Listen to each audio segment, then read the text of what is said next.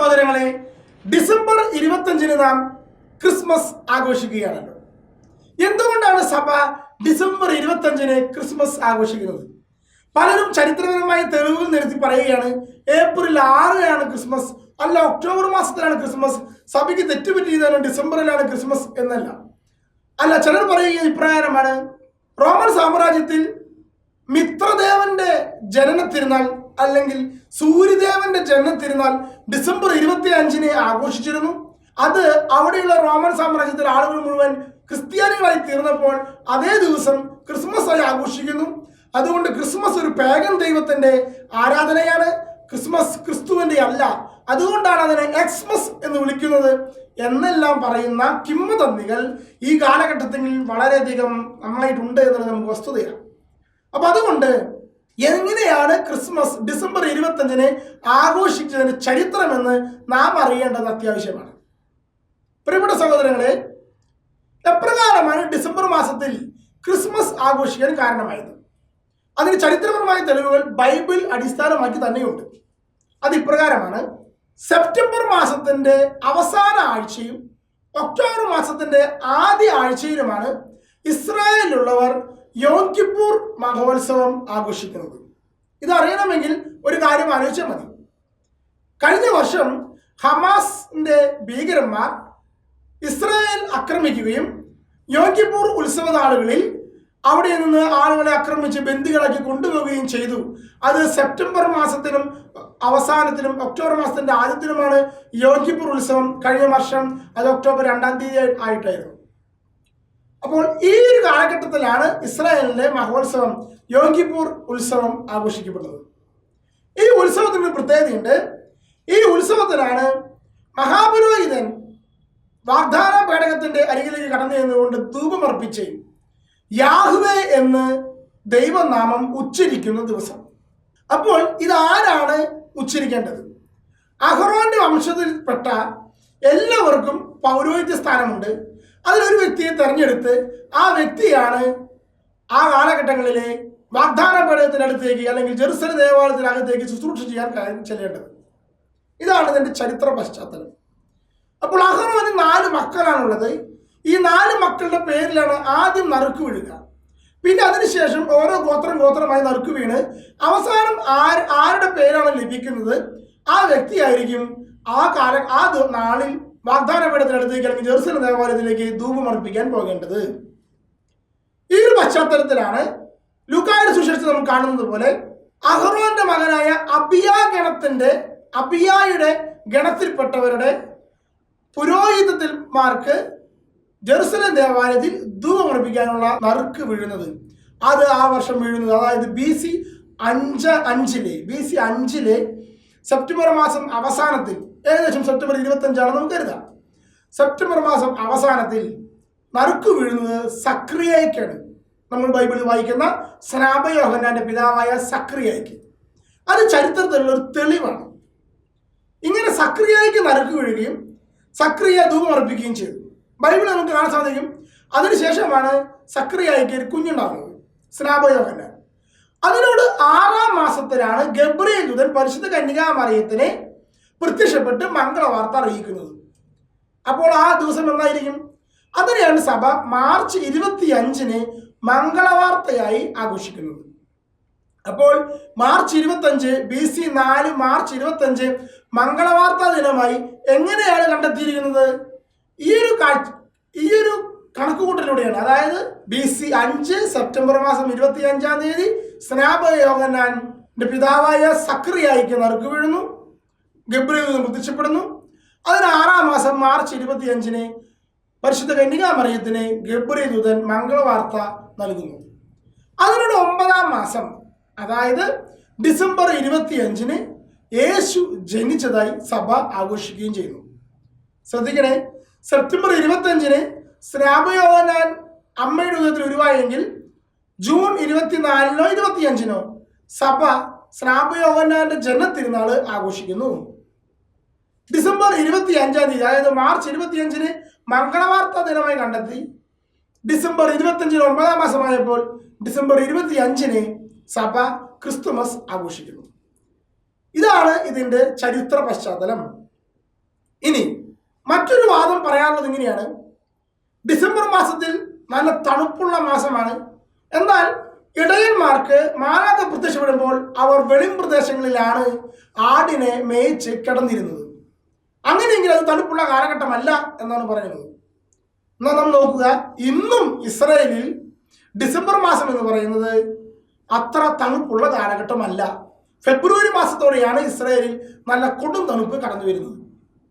അപ്പോൾ അതും ഇവിടെ നമുക്ക് ഗണ്ഡിക്കാൻ ഉപയോഗിക്കുന്ന വാദഗതി അല്ല എന്ന് മനസ്സിലാക്കാൻ സാധിക്കും. ഇനി മറ്റൊരു വാദഗതി പറയുന്ന ഇപ്രകാരമാണ്: ജോസഫും മറിയും കാനേഷുകുമാരി കണക്കെടുപ്പിനായി ബത്ലഹേമിലേക്ക് പോയ കാലഘട്ടത്തിലാണ് യേശു ജനിക്കുന്നത്. അപ്പോൾ ഇപ്രകാരം പറയുകയാണ്: ഇസ്രായേലിൽ ഒരു കണക്കെടുപ്പ്, ജനങ്ങൾക്ക് യാത്ര ചെയ്യാൻ പറ്റുന്ന ഒരു കണക്കെടുപ്പ് നടക്കുന്ന ഒരു കാലഘട്ടമായി ഡിസംബർ മാസത്തെ ഒരിക്കലും കാണാൻ സാധിക്കില്ല. അത് വളരെ പ്രയാസകരമായ കാലഘട്ടമാണ്. അതുകൊണ്ട് ഒരിക്കലും ആ ഒരു വാദം, അതുകൊണ്ട് തന്നെ ജെറുസലേമിൽ അല്ലെങ്കിൽ ഇസ്രായേലിൽ അങ്ങനെ ഒരു കണക്കെടുപ്പ് നടക്കാൻ ആ ഡിസംബർ മാസത്തിൽ സാധ്യമല്ല. അതുകൊണ്ട് ഡിസംബറിലല്ല ഈശോ ജനിച്ചത് എന്നൊരു വാദഗതി പറയാറുണ്ട്. അതിനും ചരിത്ര പശ്ചാത്തലമുണ്ട്. അഗസ്റ്റസ് സീസർ ആ കാലഘട്ടങ്ങളിൽ രാജ്യം ഭരിക്കുന്നു. റോമ സാമ്രാജ്യത്തിലെ കണക്കെടുപ്പ് അഗസ്റ്റസ് സീസറാണ് നടത്തുന്നത്. ഈ ജനങ്ങളുടെ കണക്കെടുപ്പ് നടത്തുമ്പോൾ ഈജിപ്തിലെ കണക്കെടുപ്പിന്റെ കാലഘട്ടമാണ് ഡിസംബർ മാസം. എന്നാൽ ഈജിപ്തിനോട് ചേർന്ന് നിൽക്കുന്ന ഇസ്രായേലിൽ ഈ ഒരു കണക്കെടുപ്പ് നടത്താൻ അഗസ്റ്റസ് സീസർ തീരുമാനിക്കുന്ന കാരണം ഇതാണ്: ആ കാലഘട്ടങ്ങളിൽ ഇസ്രായേൽ ഭരിക്കുന്നത് ഹെറോദോസ് രാജാവാണ്. അദ്ദേഹത്തിന്റെ ഒരു പ്രത്യേകത, തൻ്റെ രാജ്യം ഭിന്നിച്ചു പോകാതിരിക്കാൻ മുഷ്ടി ഉപയോഗിച്ചുകൊണ്ട് ഭരിക്കുന്ന വ്യക്തിയാണ് ഹെറോദോസ് രാജാവ്. ഇവൻ തൻ്റെ മക്കൾ പോലും തനിക്കൊരു ഭീഷണിയാകുമെന്ന് കാണുമ്പോൾ മക്കളെ കൊല്ലുന്ന ഒരു രാജാവായിരുന്നു ഹെറോദോസ്. എന്ന് മാത്രമല്ല, അദ്ദേഹത്തിന് മറ്റൊരു പ്രത്യേകത, അദ്ദേഹത്തെ പറ്റി അഗസ്റ്റസ് സീസർ പറയുന്ന പ്രകാരമാണ്: സ്വന്തം മക്കളെ പന്നികളെ കൊല്ലുന്നത് പോലെ കൊല്ലുന്ന രാജാവ് എന്നാണ് ഹെറോദോസിനെ പറ്റി അഗസ്റ്റസ് സീസർ പറഞ്ഞിരുന്നത്. അതുകൊണ്ട് തന്നെ അഗസ്റ്റസ് സീസർ ഹെറോദോസിനെ പറ്റി വളരെ വ്യക്തമായി മനസ്സിലാക്കിയിരുന്നു. ഹെറോദോസ് രാജാവ് വൃദ്ധനായിരുന്നു, എപ്പോഴാണെങ്കിലും മരണം സംഭവിക്കാം. ഹെറോദോസ് രാജാവ് മരിച്ചാൽ ഇസ്രായേലിൽ ഒരു വിപ്ലവം ഉറപ്പായും സംഭവിക്കും. അപ്പോൾ എന്ത് സംഭവിക്കും? രാജ്യം 3 വിഭജിക്കപ്പെടാനുള്ള സാധ്യത അഗസ്റ്റസ് സീസർ കണ്ടിരുന്നു. അതുകൊണ്ട് കാനേഷുകുമാരി കണക്കെടുപ്പ് നീട്ടിവെച്ചാൽ 3 രാജ്യങ്ങളായി തീർന്നാൽ ഇത് നടപ്പിലാക്കുക എളുപ്പമല്ല എന്ന് മനസ്സിലാക്കിക്കൊണ്ട് തന്നെ പ്രതികൂല കാലാവസ്ഥയാണെങ്കിലും ഈജിപ്തിന്റെ കണക്കെടുപ്പിനോടൊപ്പം തന്നെ ഇസ്രായേലിൽ ഹെറോദോസ് രാജാവിന്റെ കാലഘട്ടത്തിൽ തന്നെ കാനേഷുകുമാരി കണക്കെടുപ്പ് നടത്താൻ അഗസ്റ്റസ് സീസർ തീരുമാനിച്ചു. അഗസ്റ്റസ് സീസറിന്റെ കണക്കുകൂട്ടൽ പോലെ തന്നെ സംഭവിച്ചു. അതിനുശേഷം ഹെറോദോസ് രാജാവ് മരിച്ചു. ഇസ്രായേൽ യൂദയ, പാലസ്തീൻ, സമറിയ എന്ന് 3 വിഭജിക്കപ്പെടുകയും ചെയ്തു. ഇതാണ് ഇതിന്റെ ചരിത്ര പശ്ചാത്തലം. അപ്പോൾ ഈ ഒരു പശ്ചാത്തലത്തിൽ നിന്ന് വേണം നാം യേശുക്രിസ്തുവിന്റെ ജനനത്തെ നമുക്ക് കണ്ടുമുട്ടാൻ. അതായത് ഈ ഒരു പശ്ചാത്തലത്തിൽ വെച്ച് നോക്കുമ്പോൾ വളരെ വ്യക്തമായും ഡിസംബർ മാസത്തിൽ തന്നെയാണ് ഈ കാനേഷുകുമാരി കണക്കെടുപ്പ് നടന്നതെന്ന് ചരിത്രരേഖയാണ്. അതിനാൽ തന്നെ യേശുക്രിസ്തുവിന്റെ ജനനം ഡിസംബർ മാസത്തിൽ തന്നെയാണ്. ഇനി ഒരു ചരിത്ര പശ്ചാത്തലം നോക്കാം. AD 1-ാം നൂറ്റാണ്ടിന്റെ ആദ്യത്തിൽ വിശുദ്ധ യോഹന്നാൻ ശ്ലീഹായിൽ നിന്ന് ക്രിസ്തുമതം സ്വീകരിച്ച അന്ത്യോക്യയിലെ വിശുദ്ധ ഇഗ്നേഷ്യസിന്റെ രേഖകളിൽ ഡിസംബർ മാസത്തിൽ ക്രിസ്തുമസ് ആഘോഷിക്കണമെന്ന് സഭയിലെ വിശുദ്ധ ഇഗ്നേഷ്യസ് പഠിപ്പിക്കുന്നുണ്ട്, സഭാപിതാവായ വിശുദ്ധ ഇഗ്നേഷ്യസ്. അതുപോലെ തന്നെ AD 200-ൽ ഹിപ്പോലിറ്റസ് എന്ന റോമിലെ ബിഷപ്പ് ഡിസംബർ മാസം 25-ന് ക്രിസ്മസ് ആഘോഷിക്കണമെന്ന് പഠിപ്പിക്കുന്നുണ്ട്. എന്നാൽ എന്താണ് ഈ സൂര്യദേവന്റെ ജനനവും ക്രിസ്മസും തമ്മിലുള്ള ബന്ധം? ഇതും കൂടി നമ്മൾ മനസ്സിലാക്കണം. യഥാർത്ഥത്തിൽ ഈ ഒരു വാദം ഉന്നയിക്കുന്നത് പലപ്പോഴും നിരീശ്വരവാദികളാണ്. നിരീശ്വരവാദികൾ ഇതിന് വെക്കുന്ന ആർഗ്യുമെന്റ് എന്താണെന്ന് വെച്ചാൽ, ക്രിസ്തുമതം ആരംഭിക്കുന്നത് AD 325-ൽ കോൺസ്റ്റന്റീൻ ചക്രവർത്തി ആണിത് ആരംഭിക്കുന്നത് എന്ന രീതിയിലാണ്. അതായത് ക്രിസ്തുമത സ്ഥാപകൻ കോൺസ്റ്റന്റീൻ ചക്രവർത്തിയാണ് എന്ന കൺസെപ്റ്റ് ഉപയോഗിച്ചുകൊണ്ടാണ് ക്രിസ്തുമതത്തിന്റെ ഉത്ഭവം AD 325-ലാണ് എന്ന് സ്ഥാപിക്കാൻ ശ്രമിക്കുന്നത്. അപ്പോൾ അതിനു മുമ്പുണ്ടായിരുന്ന ഒരു മതമാണ് മിത്രമതം, അഥവാ പേഗൻ ദൈവമായ മിത്രയുടെ മതം. എന്നാൽ യഥാർത്ഥത്തിൽ ക്രിസ്തുമതം AD 1-ാം നൂറ്റാണ്ടിലുണ്ട്. യേശുക്രിസ്തുവിന്റെ ശിഷ്യന്മാർ 1-ാം നൂറ്റാണ്ടിൽ മുതൽ ഉണ്ട് എന്നുള്ള ചരിത്രരേഖകൾ തന്നെയുണ്ട്. അതിനെ മറച്ചു വെച്ചുകൊണ്ടാണ് ഈ ഒരു ചരിത്രം സ്ഥാപിക്കാൻ ശ്രമിക്കുമ്പോഴാണ് മിത്രദേവനിൽ നിന്ന് കോപ്പി അടിച്ചതാണ് ക്രിസ്തുമതം എന്നുള്ള സംഭവം കടന്നു വരുന്നത്. എന്നാൽ യഥാർത്ഥത്തിൽ സംഭവിച്ചിരിക്കുന്നത് ക്രിസ്തുമതത്തിൽ നിന്ന് കോപ്പി അടിച്ച് ഒരു മിത്രമതം സ്ഥാപിക്കുകയായിരുന്നു ഉണ്ടായിരുന്നത്. അത് സംഭവിക്കുന്നത് AD 275 ഡയോക്ലീഷ്യസ് ചക്രവർത്തിയാണ്. ആരാണ് ഈ മിത്രദേവൻ എന്ന് നമ്മൾ ആദ്യം മനസ്സിലാക്കണം. ഇന്ത്യയിൽ നിന്നാണ് മിത്രദേവന്റെ ഉത്ഭവം കടന്നു വരുന്നത്. വരുണദേവന്റെ മിത്രനാണ് സൂര്യൻ. വരുണൻ എന്ന് പറഞ്ഞാൽ കടലിന്റെ മിത്രമാണ് സൂര്യൻ. അങ്ങനെയാണ് മിത്രദേവൻ എന്ന രീതിയിൽ സൂര്യദേവനുമായി ബന്ധം വരുന്നത്.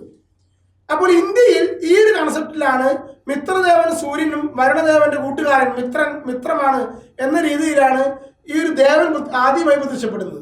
എന്നാൽ ഇന്ത്യയിൽ മിത്രദേവന് വലിയൊരു ദേവസങ്കല്പമൊന്നുമില്ല. എന്നാൽ കാലക്രമേണ ഈ ദേവസങ്കല്പം പേർഷ്യൻ സാമ്രാജ്യത്തിൽ, അതായത് ഇന്നത്തെ ഇറാനിലേക്ക് കടന്നു വരികയും അവിടെ മിത്രദേവൻ എന്ന് പറയുന്നത് ഒരു രഹസ്യാത്മക ദേവനായി മാറി, നിഗൂഢ ദേവനായി മാറി, മാന്ത്രിക ശക്തികളുടെ ദേവനായി മാറി. അവിടെ നിന്നാണ് റോമിലേക്ക് ഈ ദേവൻ കടന്നു വരുന്നത്. ഈ മിത്രദേവൻ കടന്നു വരുന്ന കാലഘട്ടം എന്ന് പറയുന്നത് AD 275 ഡയോക്ലീഷ്യസ് ചക്രവർത്തിയുടെ കാലഘട്ടത്തിലാണ്. ഡയോക്ലീഷ്യസ് ചക്രവർത്തിയുടെ കാലഘട്ടത്തിൽ റോമ സാമ്രാജ്യത്തിൽ ഏകദേശം 40% ക്രിസ്ത്യാനികളും 60% പേഗൻ മതക്കാരുമായിരുന്നു.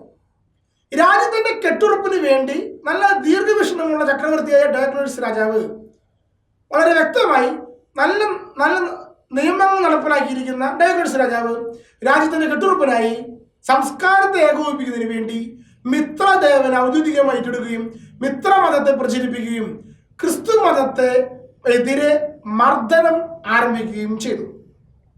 അതുകൊണ്ട് അദ്ദേഹം മിത്രദേവനെ കൽപ്പിച്ചു നൽകിയ കുറെ അലങ്കാരികതകളുണ്ട്. അത് നമുക്ക് വളരെ രസകരമായി തോന്നും. മിത്രദേവൻ സൂര്യഭഗവാനാണ്.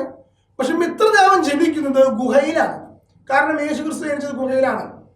അതുകൊണ്ട് തന്നെ മിത്രദേവനെ ജനിപ്പിച്ചതും ഗുഹയിലാണ്.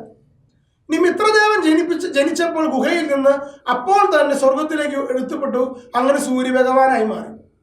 സൂര്യന് ചുറ്റും 12 ഗ്രഹങ്ങളുണ്ട് എന്ന് പഠിപ്പിച്ചു. അതായത് യേശുവിന് 12 ശിഷ്യന്മാരുണ്ട്. അതുകൊണ്ട് സൂര്യന് ചുറ്റും 12 ശിഷ്യന്മാരുണ്ട് എന്ന് മാത്രമല്ല കേട്ടോ, ഈ ഗുഹയിൽ മിത്രദേവൻ ജനിച്ചപ്പോൾ മിത്രദേവനെ കാണാൻ ആട്ടിടയന്മാരും രാജാക്കന്മാരും കടന്നു വന്നു എന്നൊരു ചരിത്രം കൂടിയുണ്ട്. എങ്ങനെയെന്ന് അതിന് ഉത്തരമില്ല.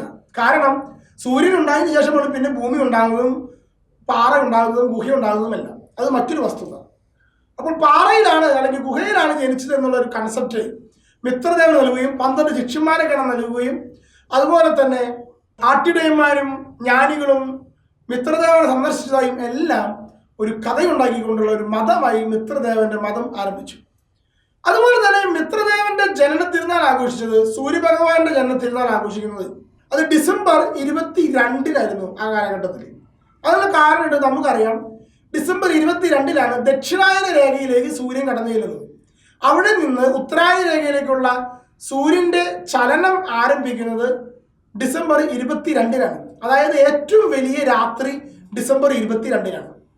അപ്പോൾ യൂറോപ്പിലൊക്കെ ഇത് വലിയ രാത്രിയായി മാറും ഭൂമിയുടെ കിടപ്പിന്റെ രീതി അനുസരിച്ച്.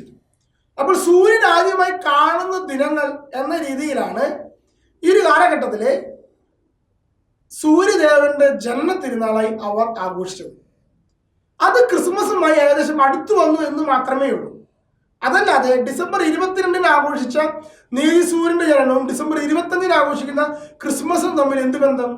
ഈ ഒരു റിലേഷൻ വെച്ചുകൊണ്ടാണ് സൂര്യഭഗവാന്റെ ജനന തിരുനാളായി അവർ മിത്രദേവന്റെ ജനന തിരുനാളിനെ ആ കാലഘട്ടങ്ങളിൽ അവതരിപ്പിച്ചത്. എന്നാൽ പിന്നീട് ഡയോക്ലീഷ്യസ് രാജാവ് തന്റെ ചക്രവർത്തി പദം ഉപേക്ഷിച്ച് രാജിവെക്കുകയും വേറെ ചക്രവർത്തി, അതായത് കോൺസ്റ്റന്റൈൻ ചക്രവർത്തി യുദ്ധം നയിക്കുകയും ദൈവം യേശുക്രിസ്തുവിന് പ്രത്യേക വെളിപാട് ലഭിക്കുകയും അങ്ങനെ കോൺസ്റ്റന്റൈൻ ചക്രവർത്തി ക്രിസ്ത്യാനിയാവുകയും ചെയ്തപ്പോഴാണ് ഈ ക്രിസ്തുമസിന് ഡിസംബർ 25-ന് വളരെയധികം പ്രാമുഖ്യം കിട്ടി. അതുപോലെ ക്രിസ്തു മതത്തിന് റോമ സാമ്രാജ്യത്തിൽ പ്രാമുഖ്യം കിട്ടി. അനേകം പേർ ക്രിസ്ത്യാനികളാവുകയും ചെയ്തു.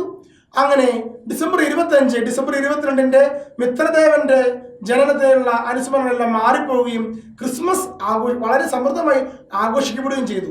മിത്ര മതം അവസാനിക്കുകയും ചെയ്തു. ഇതാണ് ഇതിന്റെ ചരിത്ര പശ്ചാത്തലം. എന്നാൽ ഇന്ന് പലപ്പോഴും ചെയ്യുന്നത് എന്താണെന്ന് അറിയാമോ? യേശുക്രിസ്തുവിന് ശേഷം രൂപീകൃതമായ മിത്രമതത്തിന്റെ മിത്തുകളെ എടുത്തുകൊണ്ട് ക്രിസ്തു മതത്തിൽ ആരോപിച്ച് ക്രിസ്തു ക്രിസ്തുമതമാണ് മിത്രമതത്തിൽ നിന്ന് കോപ്പി അടിച്ചതാണ് എന്ന രീതിയിൽ അവതരിപ്പിക്കുവാൻ പല നിരീശ്വരവാദികളും പല മറ്റു ക്രിസ്തുമസിനെ വിശ്വസിക്കാത്ത, അതല്ലെങ്കിൽ പെന്തക്കൊസ്ത് പോലുള്ള സഭാവിഭാഗങ്ങളും എല്ലാം ഈ ഒരു വിഷയത്തെ അവതരിപ്പിക്കുകയും ചെയ്യാൻ ശ്രമിക്കുന്നത് ഈ കാലഘട്ടത്തിൽ പ്രത്യേകമായി കാണുന്നു. എന്നാൽ ഇത് വിശ്വസിക്കുന്ന പല പുരോഹിതരും ഇതിങ്ങനെയാണെന്ന് കരുതുന്നു എന്ന് കാണുമ്പോഴാണ് ഏറ്റവും സങ്കടകരം. പ്രിയപ്പെട്ട സഹോദരങ്ങളെ, ഡിസംബർ 25 തന്നെയാണ് 1-ാം നൂറ്റാണ്ട് മുതൽ അല്ലെങ്കിൽ 2-ാം നൂറ്റാണ്ടിൻ്റെ ആദ്യം മുതൽ ചരിത്രരേഖകളിൽ തന്നെ ക്രിസ്മസ് ആഘോഷിക്കുന്നത്. അത് നാം കണ്ടെത്തിയിരിക്കുന്നത് ഈ ബൈബിൾ അടിസ്ഥാനമാക്കിയിട്ട് തന്നെയാണ് എന്നുള്ള വസ്തുത നമുക്ക് മനസ്സിലാക്കാം. ദൈവം നമ്മെ അനുഗ്രഹിക്കട്ടെ. എല്ലാവർക്കും ക്രിസ്മസിൻ്റെ ആശംസകൾ.